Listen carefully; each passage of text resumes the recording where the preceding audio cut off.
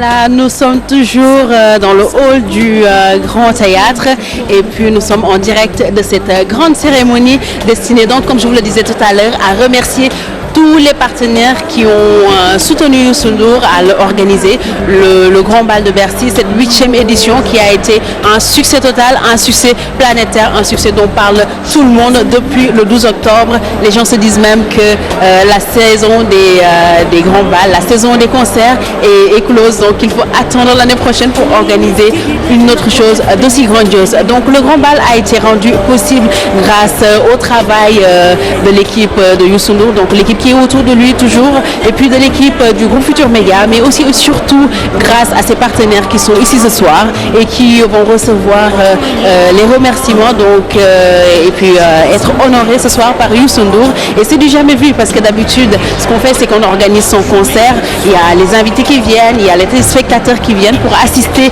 au concert, et puis à la fin on oublie, on dit au revoir et à l'année prochaine. Mais pour une première, Youssou Ndour a décidé de convier ses fans, de convier ses partenaires, de convier donc toute l'équipe qui a travaillé avec lui pour les remercier ici au Grand Théâtre dans une grande cérémonie. Donc c'est un honneur que nous allons suivre en direct avec Boubacar Diallo.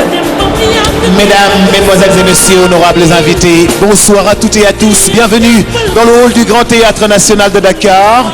Nous allons démarrer d'abord par dire bonsoir à Monsieur Mbaye Ndiaye, ministre d'État auprès du Président de la République, représentant son Excellence, Monsieur Macky Sall, Président de la République du Sénégal.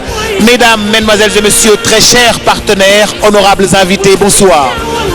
Lors de la grande soirée de Bercy 2013, après cette soirée, Monsieur Youssou Ndour et son staff voulaient organiser une soirée pour vous dire un after party, justement pour remercier ses partenaires, remercier ses invités, remercier tout son staff et ses musiciens qui avaient travaillé d'arrache-pied pour le succès de Bercy 2013. Alors il avait loué un bateau, alors il devait justement organiser cette soirée à Paris, mais malheureusement pour des questions de législation française, à partir de 3 h du matin, ce n'était plus possible pour Monsieur Ndour et ses partenaires justement de partager cette belle soirée. Alors c'est pourquoi il a convié ici ce soir l'ensemble de ses amis, ses partenaires, mais aussi ses souteneurs pour leur dire merci.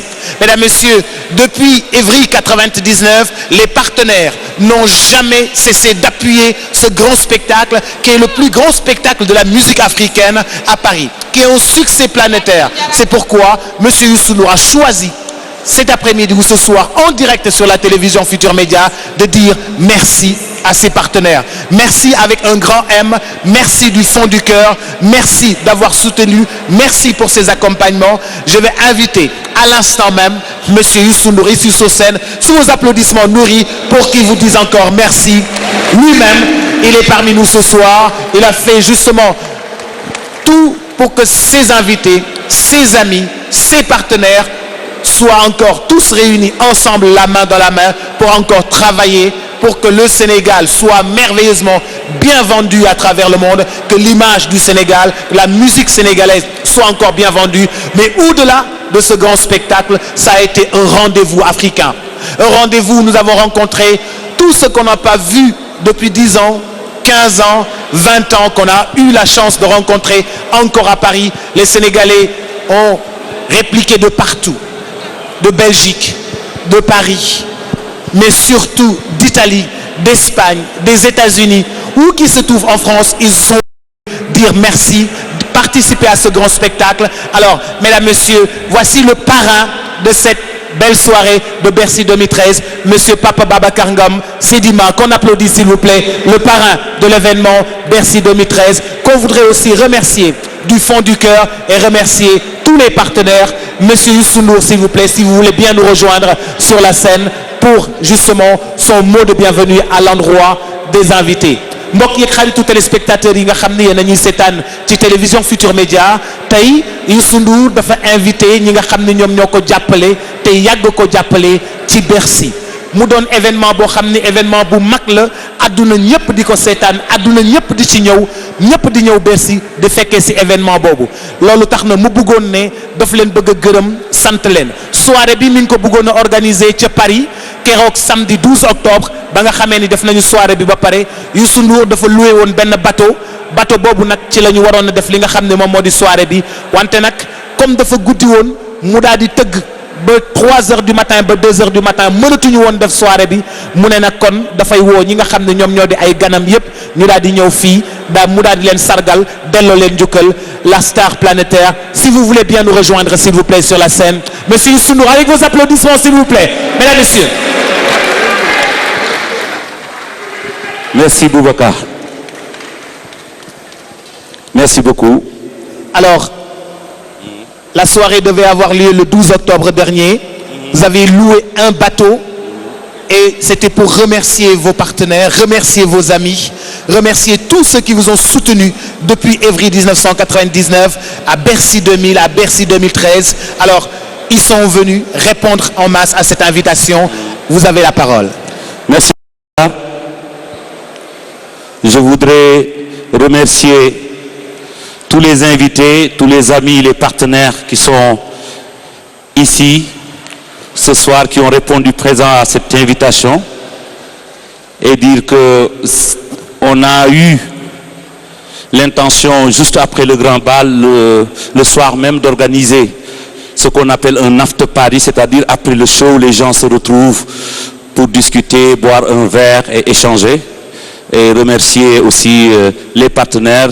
Malheureusement, le show a tiré en longueur et finalement ça s'est annulé. On avait prévu un bateau à Paris et ensuite, je me suis dit peut-être c'est mieux parce que comme on n'avait pas fait un pré-événement ici, donc il fallait qu'on termine tout cela ici à Dakar, au bonheur de tous les gens qui étaient coincés parce qu'il y avait la Tabaski, d'autres qui avaient d'autres activités et tout.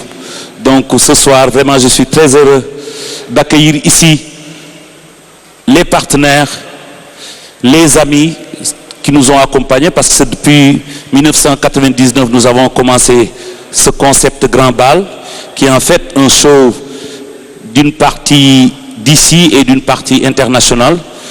Et nous avons vécu des moments extraordinaires avec une grande pause que tout le monde le sait, et le retour a été vraiment un moment extraordinaire où j'étais servi d'une manière extraordinaire et ce soir j'ai voulu vraiment remercier tout le monde. Donc dès que vous me donnez le top, on commence les remerciements parce qu'on ne va pas retenir les gens très tard. Alors je vais justement vous libérer pour 5 à 10 minutes. Je vais vous retrouver dans quelques instants parce qu'en fait, mesdames, messieurs, très chers téléspectateurs, pour la première fois, nous allons voir quelques images de Bercy 2013. En exclusivité, vous êtes les premiers à voir ces images-là. Alors, mesdames, mesdemoiselles et messieurs, des images de Bercy 2013 filmées dans des conditions exceptionnelles. Le travail des équipes de télévision a été un boulot extraordinaire. Mesdames, messieurs, très chers téléspectateurs, regardez l'extrait s'il vous plaît. Rendez-vous dans quelques instants. À vous la régie.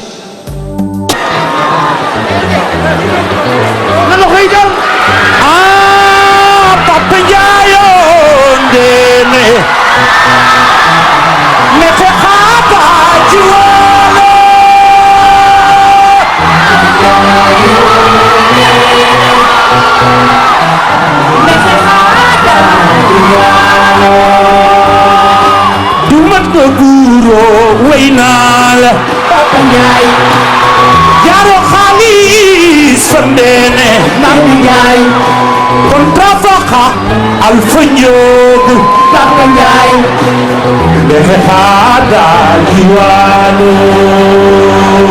Papa Ndiaye Nene Defe Khada Diwano Bilay Dumat Noburo Waynal Papa Ndiaye Jaro Khalis Fandene Nene Ndiaye Kontrafaka Alpha Ndiog Papa Ndiaye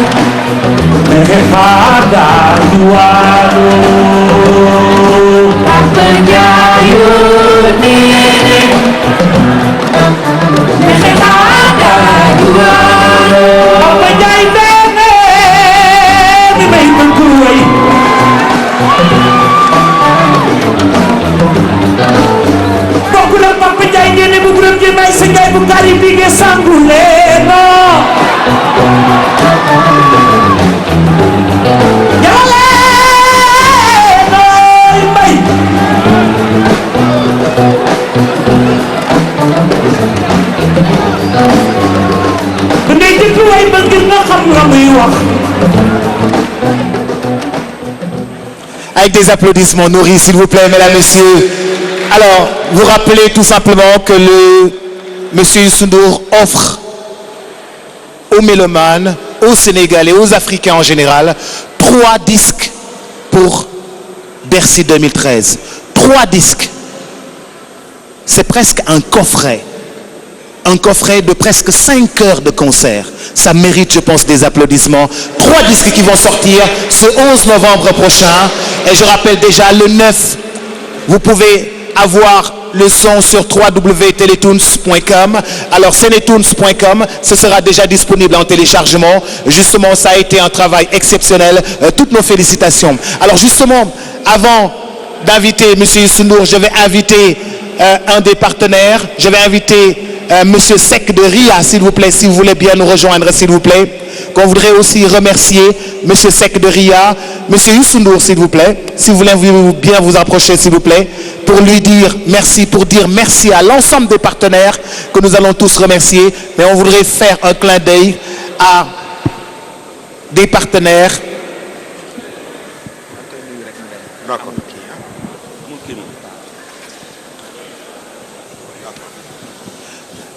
Monsieur Seck de RIA, s'il vous plaît. Qu'on applaudisse, s'il vous plaît, mesdames, messieurs. Monsieur Seck, merci beaucoup. Au nom de Monsieur Youssou N'Dour, du Super Étoile, de tout son staff, on voudrait remercier le bureau RIA d'Afrique. Vous nous avez accompagnés, vous avez soutenus. On voudrait tout simplement vous dire merci du fond du cœur. Et je demanderai gentiment à ce public de les applaudir très très fort. RIA, transfert d'argent. Merci beaucoup. Merci, c'est gentil. Merci. Merci beaucoup. Merci, Malik. On voudrait aussi commencer par remercier son Excellence, Monsieur le Président de la République, Monsieur Macky Sall, qui n'a ménagé aucun effort pour vous soutenir, qui vous a fait confiance aussi dans son gouvernement, que je vous demanderai, mesdames, messieurs, d'applaudir très très très très fort, s'il vous plaît. Son Excellence, Monsieur Macky Sall, Président de la République du Sénégal, qu'on voudrait d'abord commencer par remercier, s'il vous plaît. Nous invitons... Merci Boubacar. Son Excellence le Président de la République ici est représenté par le ministre d'État Mbaye Ndiaye et le ministre conseiller Ibrahima Ndoye qui avait fait le déplacement à Paris. Je voudrais dire ici que si tout cela est possible aujourd'hui, en tout cas ce Bercy 2013, c'est grâce à lui, c'est grâce à Macky Sall. Parce que je crois que il nous a d'abord autorisé, il nous a accompagnés et il a prié pour que cet événement soit une réussite. Parce qu'il comprend les enjeux. Parce que lui, il comprend avoir du Youssou N'Dour sans utiliser du Youssou N'Dour, ça ne sert à rien. Il faut avoir du Youssou N'Dour, mais utiliser du Youssou N'Dour pour le pays. Mon rôle transversal aujourd'hui, c'est grâce à lui. Si je peux aussi retrouver ma passion, ma musique, tout en restant à ses côtés, c'est parce qu'il le veut.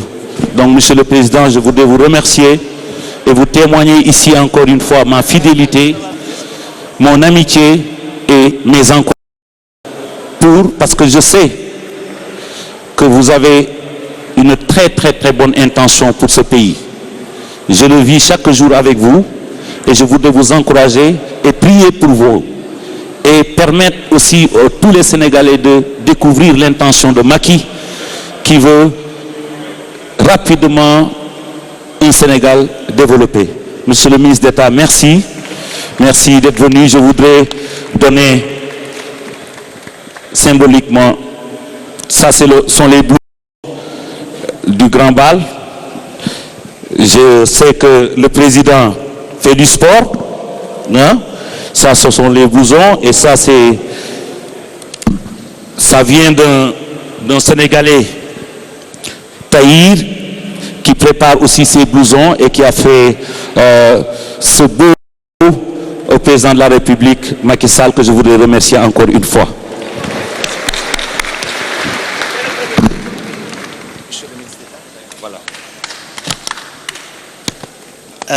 Merci beaucoup, Monsieur le ministre. Merci.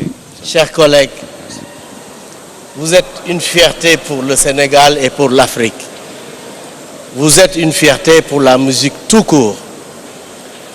Monsieur le Président de la République, Macky Sall, est un des symboles de la jeunesse du Sénégal et de l'Afrique, qui accepte de lever la tête et de s'accompagner avec toutes les grandes valeurs, quelles qu'elles soient. Et aujourd'hui, vous êtes un des meilleurs ambassadeurs de l'Afrique pour faire vivre l'exception culturelle africaine et sénégalaise au-delà de nos frontières. Et c'est cela qui lui a permis, après vous avoir testé pour l'accompagner dans la gestion des affaires de l'État, il s'est dit tout de même, il ne faudrait pas laisser cette fleur se faner, parce qu'elle a déjà prouvé sur le plan national et international que la vente de l'idéal que représente le Sénégal et l'Afrique, oui, vous l'avez défendu avec brio. Et c'est pour ça qu'il a levé cette exception, pour vous demander de continuer à l'accompagner sur l'autre bord. Et aujourd'hui, tous les Sénégalais, hommes, femmes, jeunes, un peu vieux, comme notre ami et frère, là présent, Elhadji Mansour Mbaye, je pense que nous sommes tous là pour vous accompagner. Au nom du président, merci et bonne chance. Et bonne chance à tous les donateurs qui ont accompagné Youssou Ndour. Je pense que ce sont des gens comme ça qu'il faut aider. Et votre œuvre n'aura pas été vaine. Mais yal na la yàlla jàppale jàppale ñëpp ñi nga àndal. Boubs yow nag maa ngi lay xaar. Merci monsieur le ministre d'État. Merci. Merci beaucoup, monsieur le ministre d'État. Merci, son Excellence, représentant son Excellence, monsieur Macky Sall, président de la République du Sénégal. Merci du fond du cœur. Nous allons inviter le ministère du Tourisme et des Loisirs, s'il vous plaît. Le ministère du Tourisme, le représentant du ministère du Tourisme, s'il vous plaît. Le ministère du Tourisme est représenté par monsieur le directeur de cabinet. Bienvenue. DC, ça va bien. Merci beaucoup. DC, je voudrais, au nom du groupe et du Grand Bal, remercier personnellement d'abord mon collègue et ami, le ministre du Tourisme et des Transports aériens, M. Omar Gueye, et profiter de l'occasion pour vous féliciter du travail déjà entamé que vous faites au ministère du Tourisme et la compréhension que vous avez de tous les spectacles aujourd'hui qui se passent à l'étranger. C'est pour accompagner le tourisme, la destination Sénégal. Merci encore une fois. Merci beaucoup. Merci beaucoup. Restez pour parler. Voilà. Je voudrais inviter un grand monsieur, un grand serviteur du Sénégal. Mesdames, Messieurs, je voudrais inviter un partenaire appelé monsieur Papa Babacar Ngom Sedima, que je demande d'applaudir très très très fort, qui a toujours soutenu les actions des artistes, qui a toujours soutenu les jeunes, qui a toujours soutenu Youssou Ndour. Monsieur Papa Babacar Ngom, avec qui nous avons partagé une belle soirée à Paris-Bercy, qui s'est déplacé à Paris-Bercy pour venir soutenir. Waouh! Non, c'est important. Oui. Parce que on est dans un cadre artistique. À Bercy, j'ai tenu à chanter Pape. J'ai tenu à chanter sa famille. pour tout le soutien que papa a eu à faire dans l'art d'une manière générale et particulièrement dans la musique. C'est un grand ami, c'est un grand cœur, c'est un grand Sénégalais, un grand Africain qui n'hésite pas à accompagner les gens. Toujours, tout ce que j'ai fait pour le faire venir aujourd'hui, lui, il est discret. Mais j'ai tenu à lui rendre hommage parce que nit ko baax la. Pape maa ngi lay gërëm di la sant bu baax a baax di gërëm sa jabar ak sa njaboot ndax yàqu si dara vraiment ba Bercy commencé ci 1999 ba léegi dañuy taxaw jàppale ñu accompagner ñu kon yàlla mi am yàlla fay yàlla na la yàlla fay maa ngi lay gërëm di la sant vraiment moom moo doon parrain bi ginnaaw président Macky Sall moom moo doon parrain Bercy bi mu mat ko sëkk taxawuñu conseil ñu jàppale ñu taxaw taxawaay bu mat sëkk ñëw teew kon Pape maa ngi lay gërëm di la sant di la remercier encore une fois au nom de la musique sénégalaise parce que musique bi yëpp ngay jàppale rawatina ak say xarit jërëjëf jërëjëf jërëjëf.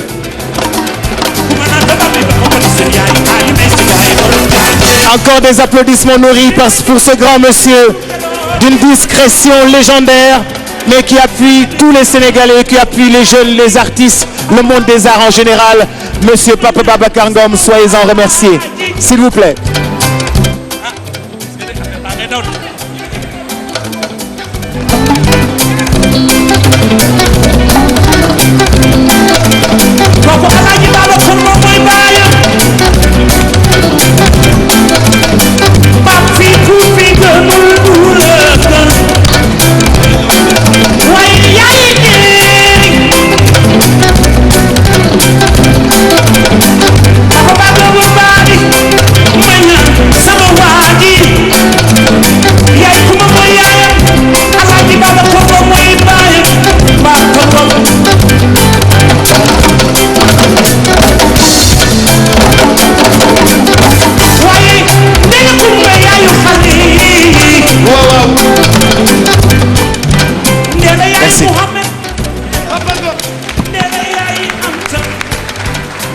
Merci, merci, merci beaucoup, merci beaucoup.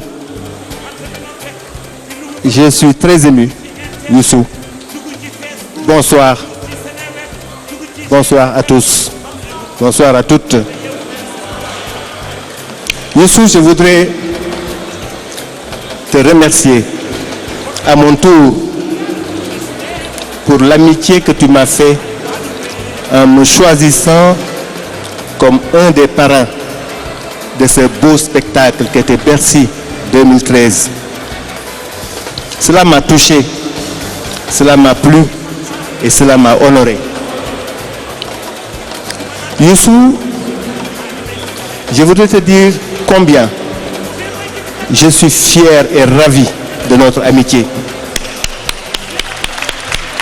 Youssou, je voudrais te dire combien est grande l'admiration que j'ai pour toi. Et cette admiration-là, je la partage avec le Sénégal en entier, je la partage avec l'Afrique, je la partage avec le monde. Youssou, on s'est connus, c'était vers les années 73. Tout jeune musicien, tu as parcouru un chemin, tu as fait un parcours en voyant le sommet de la montagne. Tu savais qu'est-ce que tu voulais. Et tu savais l'exemple que tu voulais servir à la jeunesse sénégalaise. Et aujourd'hui, cet exemple-là, c'est celle-là que nous vivons. Au plan artistique, partir de si peu pour arriver là où tu es arrivé, il faut le faire. Mais ça a été bâti autour du courage, du travail, mais des valeurs sûres, qui sont des valeurs d'éthique, de morale, mais aussi de respect de la tradition, respect des parents, respect de sa culture, respect de ce qu'on a de plus cher. Youssou, tu as travaillé pour mettre sur pied un groupe de presse. Aujourd'hui, premier groupe de presse du Sénégal. C'est une fierté. Youssou, le chemin n'a pas été facile, et nous le savons. Mais à force d'abnégation et de persévérance, tu as réussi à faire ce que tu es en train de faire. Et je te dis, ce n'est que le début du commencement. Il nous reste encore beaucoup à faire, Youssou. Le Sénégal est fier de toi, ton ami est fier de toi. Je te remercie encore une fois et je remercie la salle. Merci beaucoup. Merci, Pape. Merci, Monsieur Pape Babacar Ngom. Nous sommes aussi très fiers de vous, très fiers de tout ce que vous avez fait dans ce pays, du nombre d'emplois que vous avez créé dans ce pays. Vous avez créé autant d'emplois dans ce pays. Vous avez beaucoup travaillé dans ce pays. Vous êtes une fierté aussi pour nous. Vous êtes une fierté pour la jeune génération. Encore des applaudissements pour Monsieur Pape Babacar Ngom. Merci beaucoup à vous, Monsieur le parrain. Nous voudrions maintenant inviter le représentant de Monsieur Baba Diaw Itok. De Monsieur Baba Diaw Itok, le représentant de Monsieur Baba Diaw Itok, s'il vous plaît. mooy Babacar Ndiaye ministre d'État wax na léegi waaw mooy Babacar Ndiaye Mbaye Ndiaye wax na léegi digganteem ak le président de l'espoir Macky Sall mais li gën a fort te ñun ñëpp ñu war ci kontaan Sénégalais yi mooy président américain bi mu ñëwee ba nuyu le chef de l'État Macky Sall le président de l'espoir di wër ministère yi bi mu yegsee ci kenn rek la taxaw ni ko yow man sama jabar nun yaay sunu soppe mooy Youssou Ndour lii mu ma jox nag kontaan naa ci Babacar maa ngi laa nuyu Mbaye Ndiaye di la yóbbante ci le président de l'espoir ni ko noo koy sant ci li mu defal Youssou Ndour defalu ko Youssou Ndour rek Sénégal yëpp la ko defar Afrique yëpp la ko defal di nuyu Ibrahima Ndoye moomu sawet ak sama xarit Gaston lii nu ma jox nag un grand Sénégalais la nu ko jox lii nu ma jox nag ku dimbali réew mi la nu ko jox muy Ablaye Diaw directeur ITOC kon nag Youssou tànn ma ci xaritu Ablaye Diaw yi ma ñëw nagu ko réy na lool ci man noo ngi lay ñaanal yàlla may la gudd fan Babacar Ngom lii Youssou am maam bu jabaay amu ko Babacar Ngom li Youssou am Gala Mbaye amu ko Babacar Ngom li Youssou am Amadou Ndiaye Samb amu ko lii Babacar Ngom li Youssou am Samba Diabara amu ko bu amu ko lii nag mbiru yàlla la nag affaire Youssou Ndour nag kon du koy ñaanal yàlla may ko wér yàlla may ko gudd fan.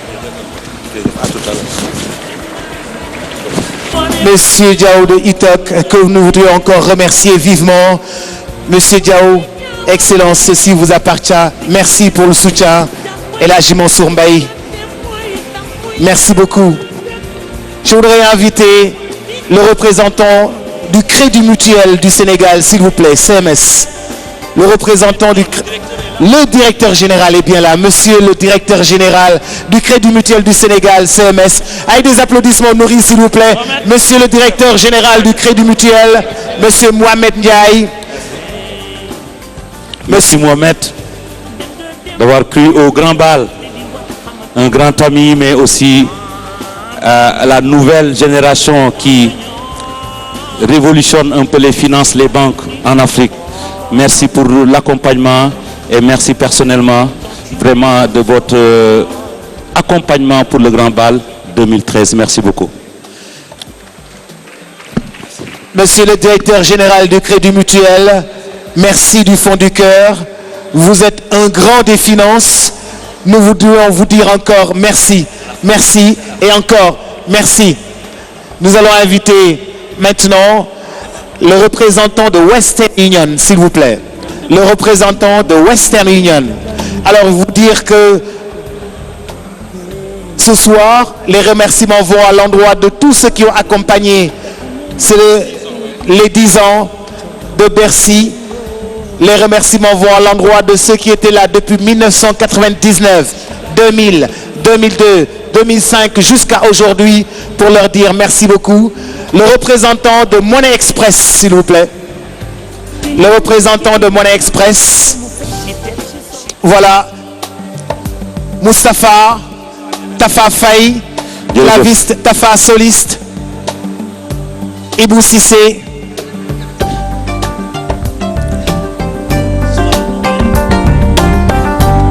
Voici les musiciens du Super Étoile. Voici les génies de la musique.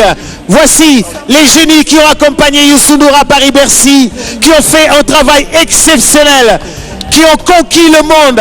Voici les équipes du Cameroun qui sont encore parmi nous ce soir. Je voudrais demander à l'assistance de les applaudir très très très fort, s'il vous plaît. Voici les génies de la musique. Voici tous ces grands génies qui ont conquis Paris, qui ont conquis l'Europe, qui ont conquis Bruxelles. Félicitations. Je vais même demander le standing ovation. S'il vous plaît, encore 5 bonnes minutes à applaudir le Super Étoile. À encore applaudir le Super Étoile, s'il vous plaît. Toutes nos félicitations à ce grand groupe, à ces grands messieurs, à ces grands musiciens qui ont tous travaillé dans l'ombre à côté de Youssou Ndour. C'est vrai que vous avez travaillé à côté de ce grand monsieur. Vous l'avez propulsé au devant de la scène. Le travail est tout simplement magnifique. Félicitations encore à vous, s'il vous plaît. Voici. Merci beaucoup. On va pas être très long. Je pense que au sortir de ce Bercy-là, on peut dire sans se tromper que le Super Étoile a grandi, a dépassé les frontières du Sénégal et maintenant même crée des émulsions, crée énormément de choses qui vont dans le sens de New Africa. C'est pour cela que vous voyez nos amis du Cameroun et de plus en plus le Super Étoile va porter la voix de l'Afrique. Et je voudrais vous remercier pour tout le travail déjà, tout le parcours. Mais ce Bercy 2013 a été pour moi un grand moment. Allez, bravo. Encore des applaudissements pour ces grands messieurs. Pour leur dire merci beaucoup, Mbaye Dièye Faye. Merci encore une fois, Boubacar. Content trop nag et di saluer présence su ñu fi teew ñëpp te xam ni seen teew gën na yokk sunu doole ak sunu fit et di saluer présence su sunu papa Alaaji Mansour Mbaye di saluer sunu xarit di sa xarit Youssou muy Mbaye Ndiaye Pape Babacar Ngom Papa Ngom nga xam ne lu yàgg la Gaston bu ñu limee dinañ juum mais et am contentement nag ni ma yàgg di ko waxee yow Youssou suñ taxawee nii ñëpp taxaw nii dafa am fu sama xel di dem mooy en 1985 ba ñuy taxaw en France journaliste bi ne ko est-ce que da ngay toog fii pour yéegal sa musique comme ni ko ñëpp di defee nga ne déedéet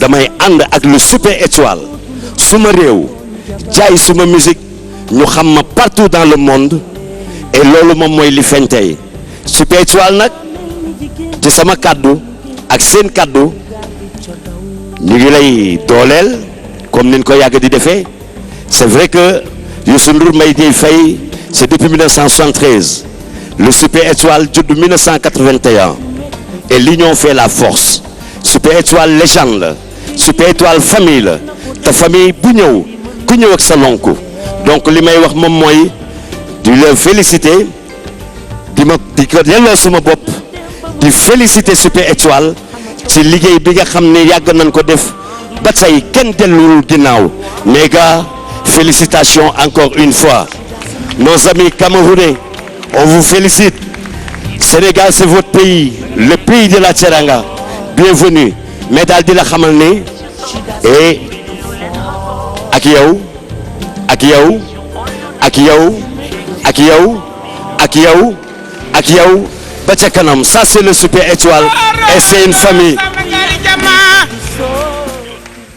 ni torodo sama gari jama mari sen ma woy sap maam mari sen ma wo manu jooy ma nga Yoff maam ngoone yaayam Ibrahim Yaasin maar góorambul Ali Njaay kumba digi dorobe Youssou lii du sa chance mérite la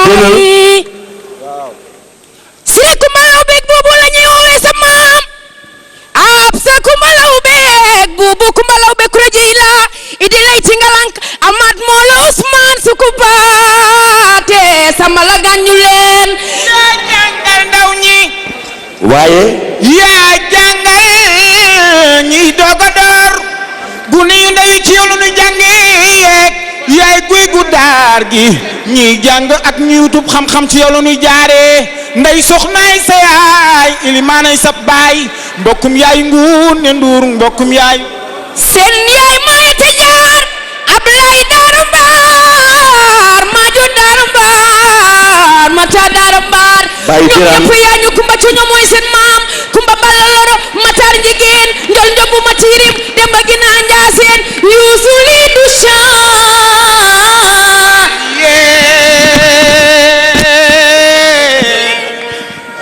Youssou Jimi xale yi loolu ñu def c'est pour rek delloo la ci sa deret ndaxam jógoo ci waaye ma tëjee Super Étoile ku ci bokk rek ñëwal ndax kat c'est une famille et famille du mës a tas donc loolu moom mooy suma kàddu bu mujj jaajëf merci beaucoup merci le Super Étoile merci beaucoup gars merci merci merci merci ndeysaan ndeysaan kooku sañu yaay la ñu koy gërëm di ko sant Adja Ndeye Mbaye Tine ma dama bëggoon a invité Balla Gaye 2 ak Sa Thiès yegsil fii le grand champion le roi des arènes qui va être remercié par Youssou Ndour Balla Gaye 2 le roi des arènes Sa Thiès gars ñi ñu ngi woon foofu ca Paris ñëw def fa lu doy waar ñu bëggoon ñëw Youssou Ndour a tenu à remercier tous ceux qui ont participé à ce grand événement. Merci beaucoup. Mesdames, Messieurs, voici la fierté de toute une génération, la fierté de la banlieue. Le roi des arènes est parmi nous ce soir pour répondre à l'appel des arènes. Voici Balla Gaye 2 et Sa Thiès. Youssou Ndour voudrait vous dire merci. jërëjëf Boubacar Balla maa ngi lay remercier yow ak Sa Thiès ak ñi nga àndal d'abord au nom de tout le public à Bercy macha allah bi nga duggee xolu nit ñi sedd na lu bu baax a baax te loolu yëpp da nga ko def ndax sa bëgg Sénégal ak sa cofeel boo xamee ne am naa ko ci yow am nga ko ci man nga ñëw manifester loolu mu xat lool nga bàyyi sa yitte yëpp ñëw nekk ak man Paris ñëw taxawaay bi sénégalais yi kontaan nañu africains yi kontaan nañu français yi découvrir nañu la kon nag maa ngi lay remercier di la ñaanal yàlla li nekk sa kanam nga am ci ay ndam yu dul jeex ndax xale bu baax nga bu la Sénégal gëstoo bu baax dina gis ci yow loo xam ne lu am njariñ pour réew mi ñëpp bokk ko jërëjëf maa ngi lay gërëm la Des applaudissements s'il vous plaît. Merci beaucoup. Merci copain.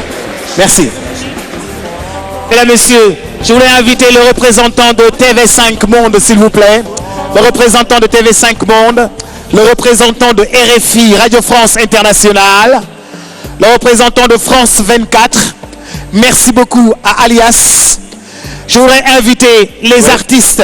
Attends, juste Boubacar, en parlant des médias, donc je crois que le Bercy sont des images attendues par les gens.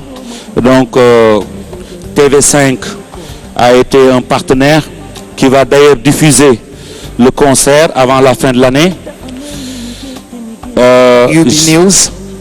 UB News a été aussi un partenaire. France 24 aussi, ça ce sont des chaînes d'information qui ne vont pas montrer le concert. Et ici sur le Sénégal, donc j'ai l'honneur d'annoncer que le concert va passer sur la RTS 1 avant la fin de l'année et sur la TFM aussi, parce que nous pensons que c'est un produit de tout le monde, ce n'est pas seulement exclusif, donc ça va passer à la RTS avant la fin de l'année, ça va passer aussi sur TFM et les autres chaînes aussi sur 2014 auront l'autorisation et la possibilité de diffuser comme ils veulent parce que c'est un produit aussi sénégalais. Voilà, c'est ça que je voudrais annoncer autour de la presse. Merci. Et des médias. Donc, ce qui va sortir maintenant, ce sont les clips, donc des morceaux préparés pour la circonstance, mais le concert sera diffusé, en tout cas, dans de très bonnes conditions d'ici la fin de l'année, vers le Noël, quelque chose comme ça. Inch'Allah. Alors, je voudrais inviter les artistes Pape Diouf, Titi, Salam Diallo, Papa Ndiaye Chopet, Mamgour Diazaka, Fata, Fou Malade, Queen Bees, Aïda Samb. Si vous voulez bien nous rejoindre sur scène, Monsieur Youssou Ndour tient absolument à vous remercier pour votre participation à Paris-Bercy.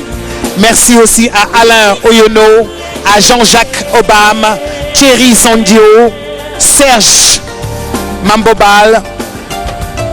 Si vous voulez bien nous rejoindre, s'il vous plaît, sur scène. Alors, Monsieur Youssou Ndour, tenez à partager avec vous ce cocktail pour vous dire merci. Merci d'avoir enflammé Paris-Bercy 2013. Merci d'avoir ouvert le grand bal. Merci d'avoir chauffé la salle à Paris-Bercy. Vous êtes jeune. Aujourd'hui, vous avez eu la chance de jouer devant 20 000 personnes. Mais n'empêche, il a tenu à vous remercier ce soir, à partager avec vous ce cocktail pour vous dire encore merci du fond du cœur et vous remettre encore quelque chose pour symboliser Paris-Bercy, votre participation à Bercy 2013. Et vous encourager, c'est un encouragement, dit-il, Monsieur Youssou Ndour. Merci beaucoup, Boubacar. Guy, je pense qu'on a beaucoup parlé durant le grand bal. Durant le grand bal, on a beaucoup parlé entre nous, on s'est donné des messages et tout, on a bien compris.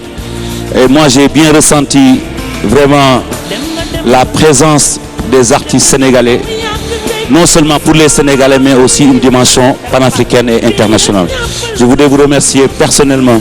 Je voudrais vous remercier ku ci nekk ci yéen seen teewaay ndax spectacle bi xatoon na quand même. C'était la veille de la Tabaski te yéen ku ci nekk tey am nga ay programme yoo xam da nga ko teg bàyyi ko yëpp ñëw taxaw topp sama ginnaaw pour jàppale ñu ci spectacle bi kon nag vraiment maa ngi leen di remercier te di wax ne que ah man de am naa ci yéen yaakaar lool ci wàllu musique bi parce que performance yi ma dégg seetaan ko xëy na xoolagu leen ko zéro faute ku ci nekk ci yéen sa meilleur li gën ci yow nga génne keroog te loolu moo am solo yàlla nañu yàlla dimbale te image bi ngeen wane aussi bi ngeen ñëwee seen génération mooy affaire bi du Gia Jaraaf affaire bi aar la aar ci xol lay jóge ci xol lay dellu kon nag xiiru fi ngaayoo amu fi jàppalante moo fi am échange moo ci am ñëpp mën a gagné kon nag maa leen gërëm leen sant di ñaan ñu tàccu leen bu baax a baax. dafay nekk fii en direct Grand Théâtre le vendredi bii. waaye nag dafa am lu mu ci nar pour yow Abdou Salam. xanaa nar a décorer sama mag ci Bercy bi liggéeyam bi muy def partout dans le monde entier maam góor li mu wax dafa am solo Youssou Ndour à lui seul mënoon na def Bercy te du ci invité kenn te dafay neex mais yaatal gi nga xam ne moom la yàgg a def ci li muy def depuis qu'il est artiste moom la def man dama koy gërëm di ko ñaanal gudd fan. tu fais la fierté de tout le monde entier yàlla na yàlla guddal sa fan yaa ma décorer tey nag mais incha allah le 8 vendredi damay décorer Youssou Ndour ci li nga xam ni fii Grand Théâtre ngeen tàcc loolu merci. merci Papa Abdou Aziz Mbaye.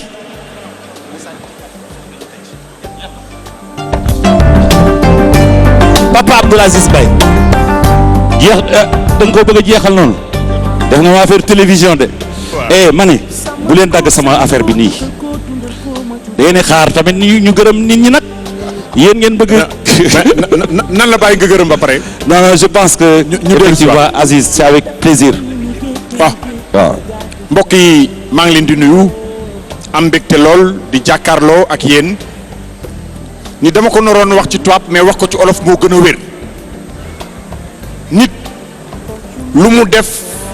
torox te nit def na ko tedd mais nit mënul dem te amul waajur yu baax yaay dafa am solo baay dafa am solo dafa naan ndey ju baax mën naa liggéeyal doom lu kawe njortam tey Youssou Ndour joxe na exemple bi beneen li may ubbee mooy morceau bi mu ubbee Bercy mooy Papa Ndiaye Youssou Ndour dafa def Bercy muy plateau d'excellence boo xam ne ci lay waxee ak àddina Papa Ndiaye boobu mu ubbee nag li taxoon Papa Ndiaye ñu cité ko en exemple dafa nekkoon chef de canton boo xam ni da daan fayu lemp lu ëpp ñeneen ñi ci des moo tax woowu jib kon message bi nga woonde mooy citoyenneté mais citoyenneté boobu da nga ci yàgg monsieur Youssou Ndour da nga dem Suisse pour la guerre du Darfour histoire la loolu woo àddina bépp ni leen Darfour la fa nekk injustice la war nañ ci taxaw dem nga à l'est du Kenya camp réfugié bi gën a rëy ci Afrique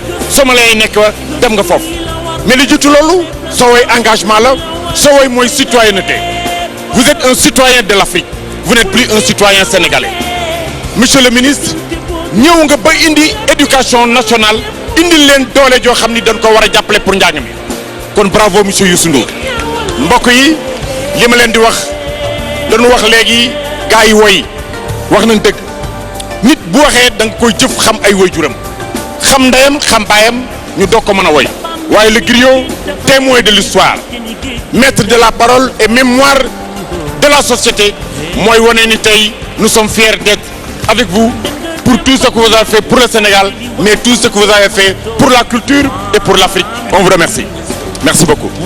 Monsieur Youssou Ndour, wow, je voudrais vous montrer en exclusivité à l'instant la vidéo du Ceebu Jën national.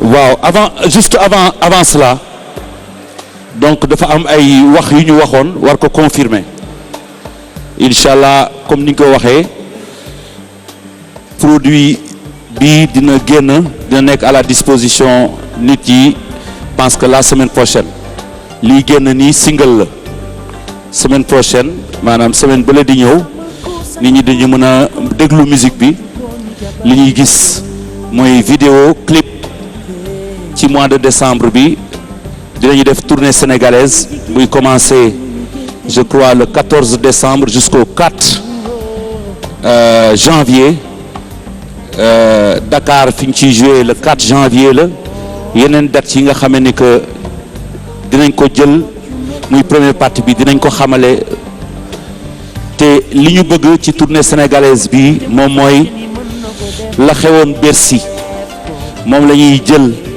fu ñu mën a dem ci Sénégal spectacle boobu lañ fay yóbbu du lu ndaw ndax lay na mu mën a xewee Paris noonu la mën a xewee fële ca Ziguinchor wala fële ci Ndar kon nag Bercy bi dafay continuer law ci biir Sénégal ci loolu tamit may saluer présence su secrétaire général du gouvernement di suma xarit le ministre Seydou Gueye ak jabaram ñëw na léegi nekk nit koo xamee ni que ku bëgg musique la ku bëgg art la boo xamee ni art fu mu ko fekk rek jël ko moo tax mu teew fii di remercier aussi Mamadou Ibra Kane mi ngi nii sunu kanam nga xamee ni que groupe Futurs Médias def na liggéey bu am solo si grand bal bi boo xamee ni que xëy na bu télévision bi liggéey woon noonu visibilité bi dina des di remercier tous les partenaires yi nga xam ne dañ fi teew tey ak les amis yi nga xam ne que kenn mënul tudd seen tur boo doon lim fii ngay fanaan mais Bercy Boubacar mu ngi noonu Boubacar Camara mi ngi soog a yegg si noonu te un grand ami un grand mélomane de la musique aussi di nit ku bu yàlla baaxal donc ma ne Bercy boo koy xool dem na ba doon club parce que ñun bu ñu gëmee dara dañ koy gëm ci suñu bopp ba pare bokk kook nit ñi partager ko yaatal ko ba tey doon na lu am solo c'est pas parce que ñun ñoo ko defar que duñ ko mën a relever événement bu mag a mag la événement boo xam ne Afrique amagu ko ci Europe duñ ko yàq dañ koy defar moo tax lépp loo xam ne amélioration la dañ ko ci apporter si wàllu produit am na une société suédoise bu tudd Manju te sunu compatriote Kizito di sénégalais di fa liggéey ñoom waxtaan nañu ak ñoom ba ci même bés bi musique gu Bercy muy 3 CD yi dina mën a disponible fépp foo xamee ni que nekk nga ko ci monde bi niñ ko defee nag bi ñu ñëwee seet si ma ne ñoom dañu bëgg a jaay musique bi par internet parce que piraterie bi bari na am nañ ci ay xalaat ma rafetlu loolu pour encourager leen ma ni leen da ngeen di fexe ba yombalal ko nit ñi ci niñ koy jotee kon loolu laa bëgg Kizito ñëw expliquer ko bu baax teewul dina am CD yoo xam dina disponible ak aussi Saint-Tune il faut que mu ñëw expliquer Kizito ah Kizito voilà bonsoir ñëpp xam ko ci domaine musique bi fii mu démarré fii yu bare ñoom Jasfo yoog yëpp yu démarré ko encourager le système moo nekk en Suède di doon sénégalais bu liggéey ci compagnie bu mag ñoom ñoo war a distribuer musique bi via internet ci système boo xamee ne que def nañu sax publicité bi xam naa ni dinañ ko gis waaye mu gën a expliquer un tout petit peu looloo tax mu ñëw spécialement. Bonsoir tout le monde. En fait Youssou daf ñu yàgg a jàppale ci combat bi parce que depuis tout le temps ku wax ci musique Sénégal yaa ngi wax waxu piraterie mi ngi ñuy sonal mais jusqu'à présent il faut que ñu poser ay actes indi yenn manière de distribuer la musique plus moderne léegi cartes yi ñuy defar en fait c'est des cartes yi nga xamante ni carte à gratter la. carte à gratter waaw carte téléphonique format carte bancaire la mais dafay am benn code bu ci nekk léegi boo ko jëndee da ngay xoos rek nga dem ci site internet bi nga dugal sa code musique bi nga jot ko ci biir musicien bi mën na ci def tamit ay éléments yu bëri dina joxe agenda am dina leen wax peut-être dina leen may ay clip affaire yooyu donc carte bi c'est très intéressant et li ci gën a am solo mooy que ne cherul parce que bu njëkk ba aussi dafa bëri woon intermédiaire ci musique te intermédiaires yi dañu doon jël part yu bëri maintenant lu am solo mooy que ni mettre l'artiste au centre de tout nga xamante ni ci distribution yi artiste bi moom mooy ëppale part ñi nga xamante ni ñi ngi liggéey ci biir am part yu tuuti pour que client bi mën a jëndee musique bi pas cher fi mu ne nii la carte de Bercy Youssou mi ngi leen di koy jox à 5 € seulement donc 5 € boo ko jëndee carte bi rek nga gratter dugal sa code musique bi ñëw. félicitations. lii si gën a yokk aussi encore mooy comme léegi ni ñu ko waxee Bercy dafay mujjee doon club képp koo xamee ne que yaa ngi ñuy accompagner dans ce cadre mooy maanaam moderniser la distribution de la musique qui est pas pour moi c'est d'une manière générale li ñuy def nii dañ koy def pour la musique africaine ak la musique sénégalaise boo amee carte bi di nga bokk ci club Bercy lu mu lay yombalal mooy jafe-jafe yi gars yi di am bu grand bal jotee pour am ticket wala pour jëndee ko cher wala nga nekk priorité yooyu yëpp dina permettre képp koo xam dafa bokk ci club bi di nga mën aussi bénéficier loolu yëpp c'est pour vous accompagner pour que votre système marche système boobu nit ñi tàmm ko parce que léegi boo gisee nit ñi ku nekk am nga sa téléphone si sa téléphone pratiquement yaa ngi ak internet on parle de 4G donc fi nga toog sa kër mun nga am sa code musique bi nga soxla yëpp mu fekk si la kon nag Kizito ñu ngi lay gërëm le sant je pense que communication bi dina continuer à travers la télévision pour gën a expliquer nit ñi mun ñu comprendre bu baax a baax. Mais je conclus justement en revenant sur quelque chose dont tu parlais la dernière fois à la télé, sur la création d'emplois aussi. Parce que ça permet ce système de distribution de substituer les gens qui sont en train de distribuer de la musique de manière illégale, ils pourront s'intégrer dans un cadre purement légal. Voilà, merci. Merci. Merci. waaw di gërëm nag ñi nga xamee ni que ñooy ñi toppatoo wàllu yére yi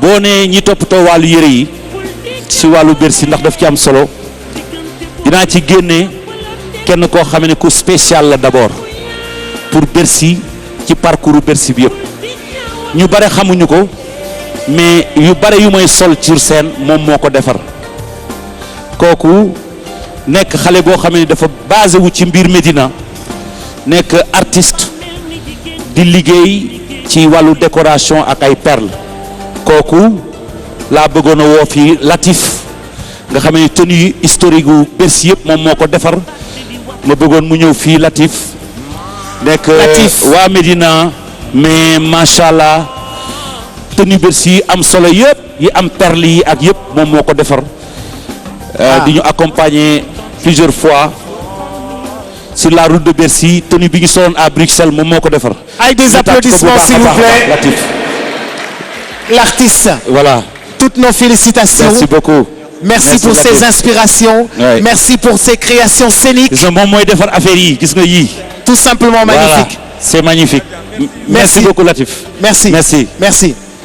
bu ñu jógee ci loolu ma remercier la à travers yow tous les tailleurs qui ont su participer ñi nga xam ñoo nekk ci sa émission mode tabaski liggéey ak yow ci liggéey bu am solo ñoom ñëpp ñu participer ci maanaam li nga xamee ni que moo amoon Bercy di leen remercier képp ku ci nekk léegi nag di ci seppi kenn koo xamee ni que sama jigéen la di sama xarit di nekk nit koo xam ne lépp lu ma mës a nekk mu nga ca ginnaaw taxawaay yi bu mat sëkk ci wàllu solu ak yére ak lépp ma koy woo ci kaw scène bi muy ajaratu Oumy Ndiaye te ngeen gën ko xam ko ñu koy woowee provocation waaye man Oumy Ndiaye ji lay yem pour mu yegg si ñu remercier ko parce que Oumy nag Bercy bi ci la bokk. Oumy te démb tey soog a ñëw yegg si la Oumy. Oumou Ndiaye, merci d'avoir accompagné le Super Étoile, merci d'avoir accompagné Youssou Ndour. Oumou Provocation pour les amis. Merci beaucoup Oumou. Toutes nos félicitations. moom ci ñi jàpp ci Bercy depuis début ba ci la bokk kon nag ñu ngi lay remercier ba pare di ñaw di ma jox di toppatoo yëpp jërëjëf Oumou merci beaucoup Oumou. Oumou Ndiaye merci beaucoup Oumou. léegi tamit di remercier sunu jigéen moom de ku sol yëre cosaan moom ngay seeti waxtaan ak moom kooku mooy ajaratu Oumou Sy li nga xamee ni que moom la ñu ubbee. Oumou Sy l'artiste si loxom la jaar macha allah mu mat sëkk yegg si Oumou. Oumou Sy l'artiste. Oumou Sy créatrice de mode. La grande dame des accessoires.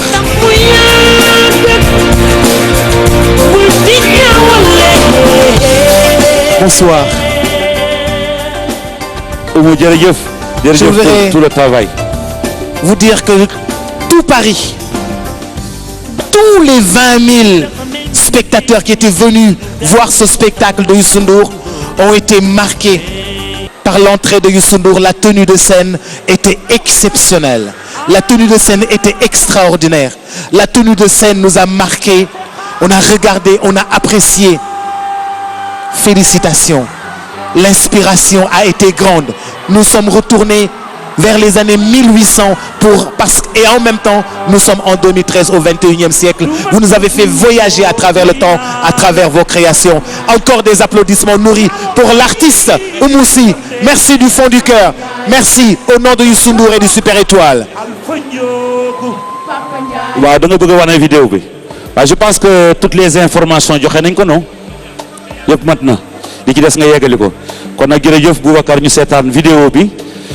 vidéo bi nag morceau bi nga xamee ne que moom la ñu ndax bu Bercy jotee dafa am morceau buy njëkk a génn affaire bi dafa doy waar dafa mel ni compétition am na solo buy njëkk a génn ci Bercy am na way buy njëkk a génn am na image yi njëkk a génn moo tax chaque fois buñ ko defee dinañu dallu une semaine ñaari semaine ñetti semaine pour tànn morceau bi nga xam ne moom la ñu war a njëkk a présenter xëy na du morceau boobu la ñëpp di tànn waaye boobu mooy single bu bees bi donc li ma jël nag ba ñu xool ko waxtaanaat ko ak ñëpp moom mooy morceau boo xam ne yàgg na te ren yàlla dimbale ñu ci ñu am ci xalaat bu rafet def ko muy morceau bi ñu fi wayoon ci tàng yu yàgg mu tudd mool ba dem na géej ñu dem ba ci biir ñu wëlbati morceau bi tuddee ko ceebu jën penn mbay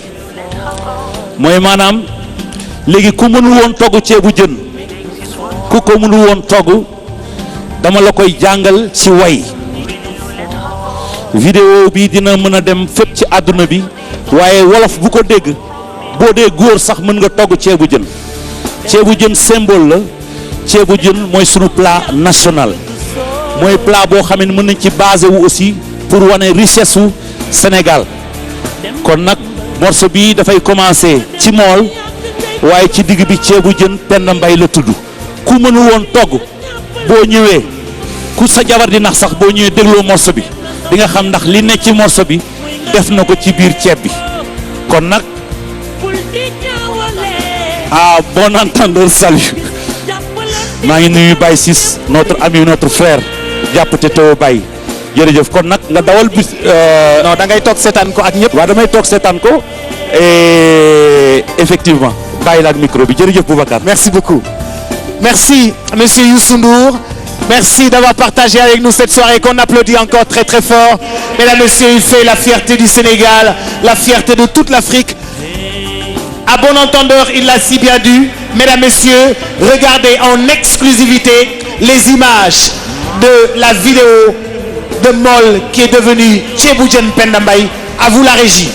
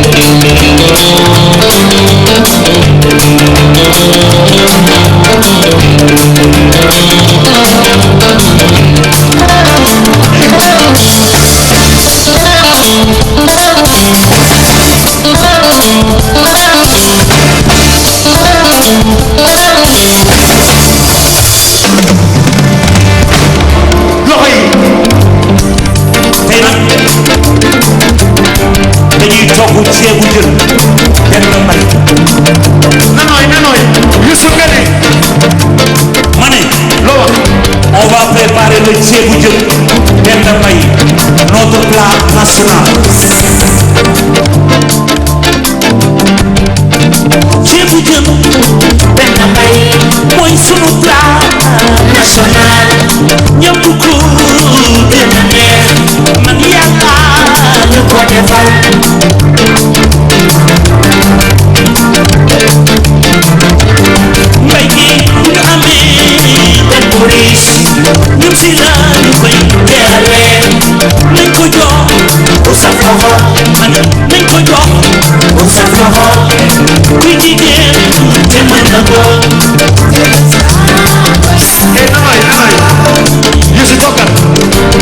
ma ne kuy jigéen te mën na ko wuti fay te ma tee dootuma ci delluwaat.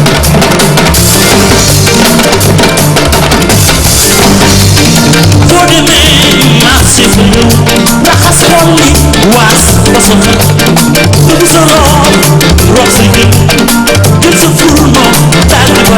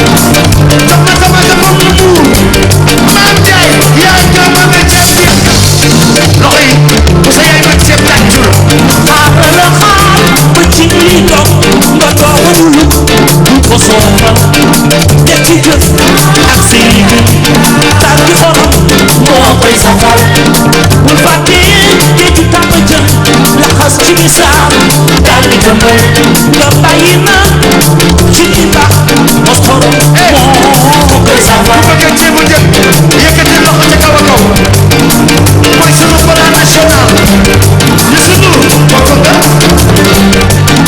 kër sa ceeb daal di sedd def ci bindee xaar daal di may di jël sa temps ba tey di suus nga soog a sañ yaagal fi mu nekk léegi mën ngaa suur di wàññi xal moo koy ñoral jékki waat ba kenn di tas waaw noteel ma loolu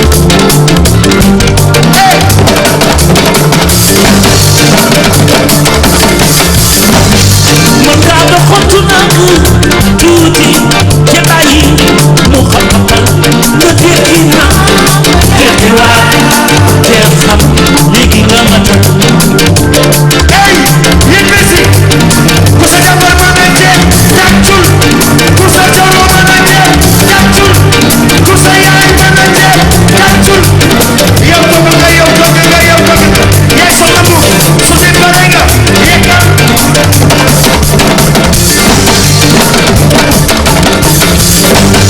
ay soo ko defee ni ma la ko waxee amal ni boobu nga teewal yow soo ko defee ni ma la ko waxee amal ni boobu nga teewal benn bay ceebu jën benn loxo yi bay ceebu jën benn loxo yi bay ceebu jën benn bay ceebu jën sama bakama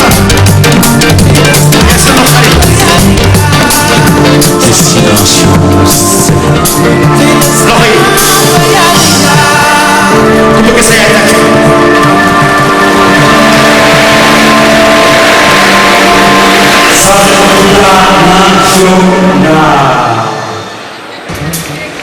Des applaudissements nourris s'il vous plaît en exclusivité ici dans le hall du Grand Théâtre.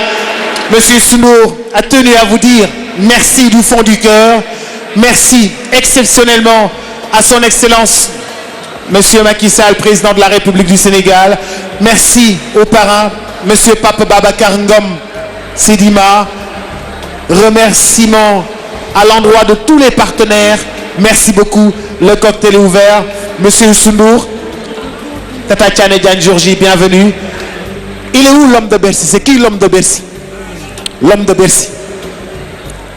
xam nga kooku moom man maa koy tànn ndax maay ne ci kaw di gis ku nekk li ngay daj ci Bercy bi ñépp am nañu mérite waaye mérite bi rek du mën a nekk rek ci kaw waykat yi ak musiciens yi te kii nga xam ne moom laa bëgg a tànn tey pour wax ne que mooy l'homme de Bercy 2013 yaakaar naa ne su ma waxee turam en tout cas ñi xam Bercy xam organisation Bercy dañu taxaw d'accord ci loolu kon nag vu spectacle bi ni mu ñu fekkee ñu yore département ministériel bi ñu jógee ci département ministériel bi ñu defee passation de service foog naa weesu nañu woon le 12 septembre donc durant un mois la ñu am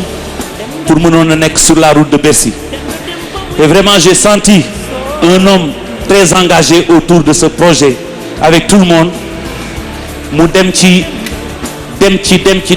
boo xamee ni que macha allah jéggi na dayoo kon na kooku nag laa bëgg a tudd tey mu doon suma xarit nekk nit koo xamee ni que ñëpp am nañu mérite waaye Bercy bi moo ci ëpp mérite kooku laa bëgg a woo muy monsieur Mara Dieng.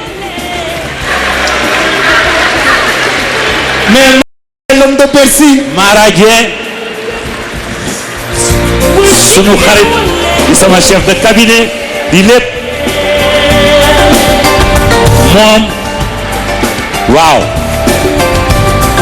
liggéey bi maa ngi lay remercier ñëpp ak lay remercier xam naa ni bëggee woo ko nii mais nag Bercy dafa commencé nekk une réalité faaw lu ñu modeste dañoo gagné dañoo am ndam lu mag loo xam ne que nit ñaa ngi fi di yuuxu te bu ñu amee 1% rek ci ndam loolu yuuxu fi tànqal nit ñi kii ndam mondial la lii xam naa bu baax monde bi xam naa bu baax Afrique xam naa Sénégal lii dara gënu ko rëy kon nag gàcce ngalaama jërëjëf jàpp nga taxawaay bu mat sëkk waaw jërëjëf.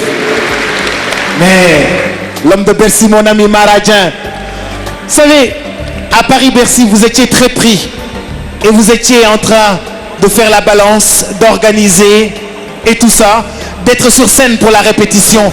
Vous n'avez pas tout vu, tout entendu. Je vais tout simplement vous dire que le 12 octobre à 12 h, il y avait l'embouteillage partout à Paris.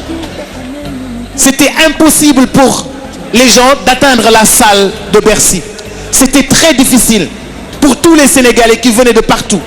Imaginez, ce n'est pas l'équipe de France qui jouait, hein. C'est Youssou Ndour qui se produisait en spectacle. À midi, il y avait l'embouteillage partout dans Paris. Vous êtes une fierté nationale, une fierté africaine.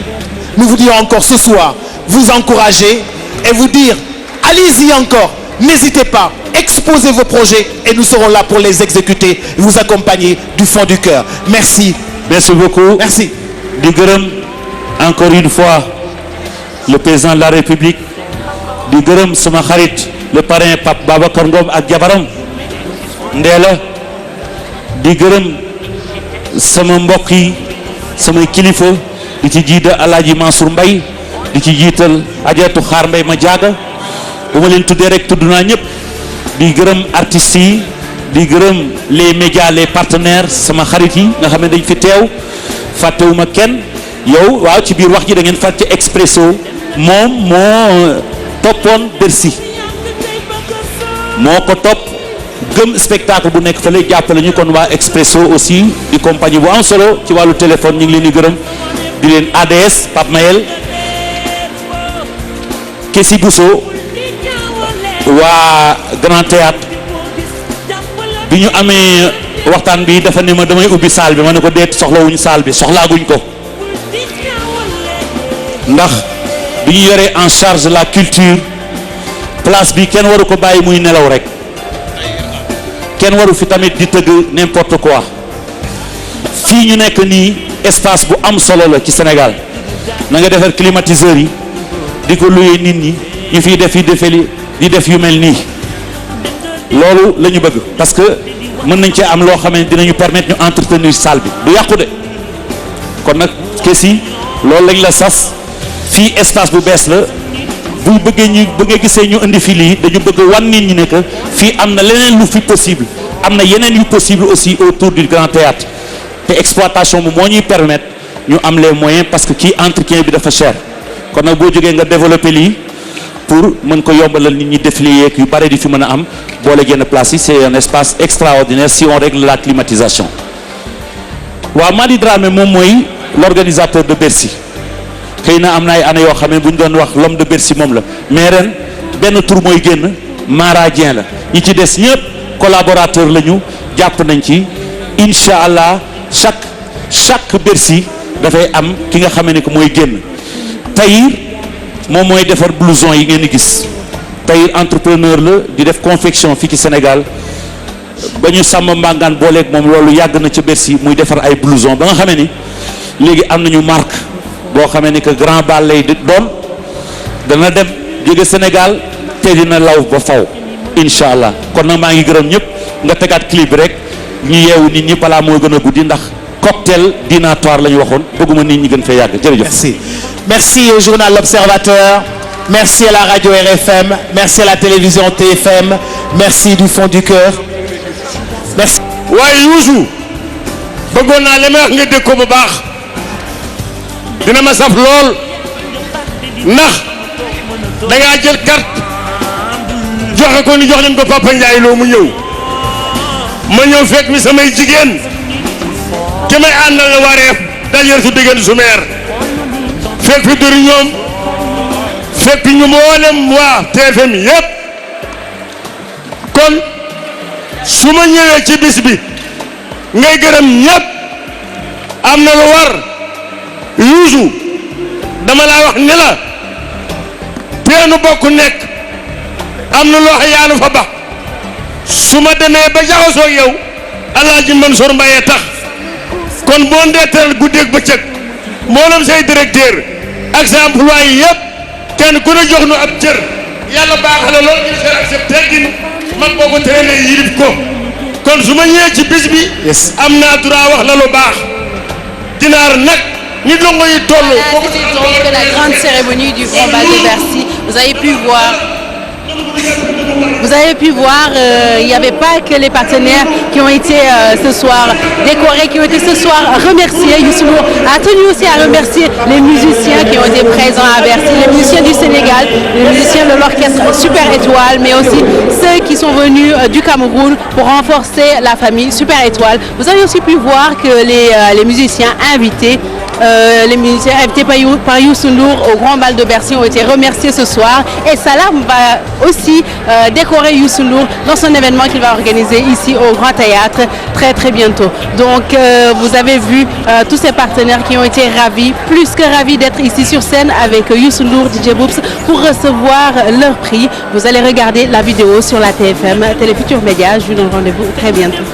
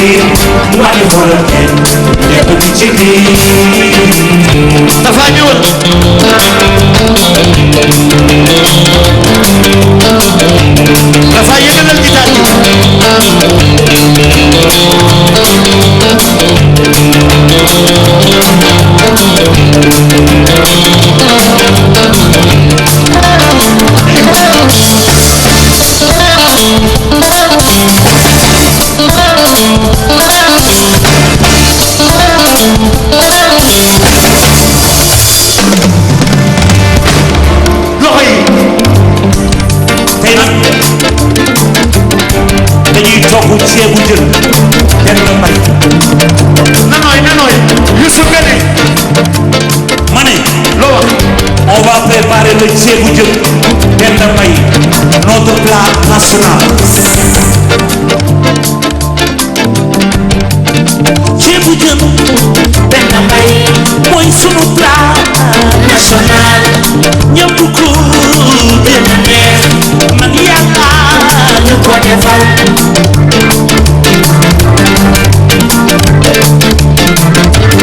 mbay gi bu ñu amee benn bu riche ñun si la ñu koy teeralee. nañ ko jox pour sa loxo nañ ko jox pour sa loxo kuy jigéen te mën na ko.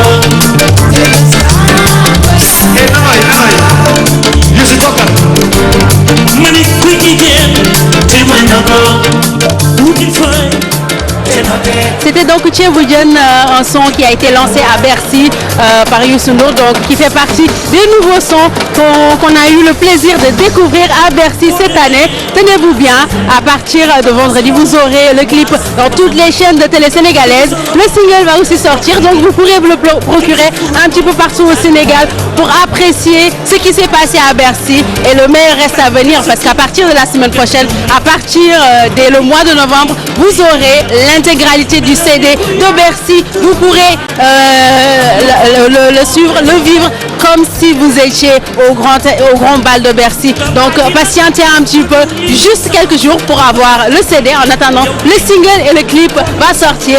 C'était donc la cérémonie de remerciement que Youssou Ndour a organisée pour ses partenaires, pour sa famille, pour ses amis. Nous espérons que vous l'avez bien apprécié et vous donnons rendez-vous très prochainement à la Télé Futurs Médias. Au revoir et bonne fin de soirée.